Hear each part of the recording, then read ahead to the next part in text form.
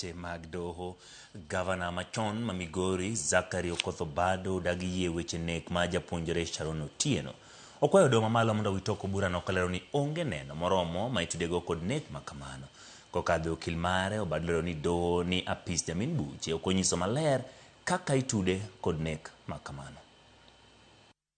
E doho ma Milimani, Buore, Nairobi, gavana machon ma Migori Zachary Okoth Obado nochopo kotenore kod bura manek ma japuonjre Sharon Beryl Otieno mane some mbalariany Marungu. Nek manotimore kind tarik 3 kod 4 dwe mar 9 higa 2018 kendo ringre mare bang'e noyudi machiegni gi aora ma Owade kar saa 9 ma midhiambo tarik 4 dwe mar 9 higa 2018. Kokadhe okil mare Kioko Kilukumi, Obado lero ne doho ni apis Jamin Buche ok onyiso neno moromo kendo makare matude gi nek mar Sharon mar ni burano obiu kuome mana nikech osiep mane nie kinde kod Sharon.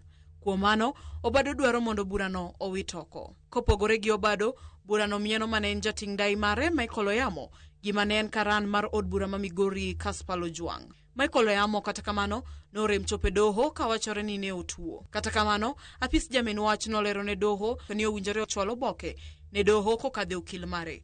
Oboke manyiso ni ok owinj maber kendo onge nyalo machope doho. In light of that, my lady, the second accused advocate wrote to court informing court of the predicament the second accused is finding himself in. My lady, what we do not agree with is first a sick person on a deathbed. Somebody who has attended trial. On a deathbed? Sorry, on an hospital bed. Apologies, my lady.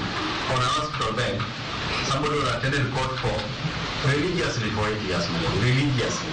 And now the prosecutor is telling us that the best thing she can do is to ask for another run. We invite her to ask for that one, my lady. We will deal with that when it comes. Second accused counsel has stated that the accused person has said that we can proceed with the highlighting. My lady, the only problem is that we have nothing from the accused person telling us that at this late stage. On my front, unless I get other directions, I'm a bit hesitant to proceed. Dwe mar 1 higa mokalo, doho nowito oko bura machielo mane tudo Obado gi achija Riogo e nek mar nyathi mane Sharon oting'o e kinde mane onege. Nyathi ma bende bang'e ne ofweny kokadhe yor lony mar science ma DNA ni ne mar Obado. Obado nolero ne doho ni nochiwo sire yor omenda ne Sharon mar konye rito ngimane kod chenro mag thieth. Efinye Kidi, Ramogi TV, Nairobi. Wawuok e weche mag doho wadhi e skul. Paro mopogore opogore medo nyolere wi chik ma sirikal manono skunde manoso uniforms